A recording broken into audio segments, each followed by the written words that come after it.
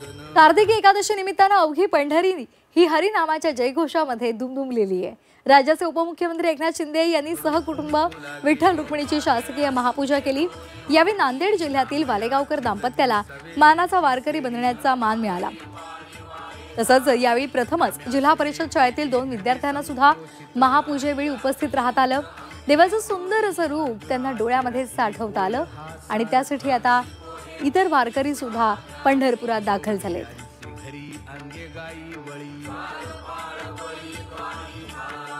आज कार्तिक शुद्ध एकादशी आहे आणि नुकतीच विठुरायाची रुक्मिणी मातेची शासकीय महापूजा राज्याचे उपमुख्यमंत्री एकनाथ शिंदे यांनी सहकुटुंब केलेली आहे। आपण बघतोय महापूजेनंतरचं विठुरायाचे हे लोभसवान सुंदर रूप आहे। विठुरायाच्या मस्तकावर सोन्याचा मुकुट आहे, कपाळी चंदनाचा गंध आहे,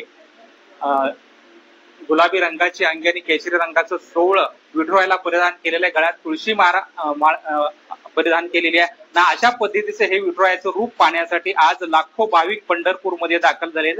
अवघी पंढरी नगरी ही हरिनामाच्या जयघोषानं दुमदुमलेली आहे।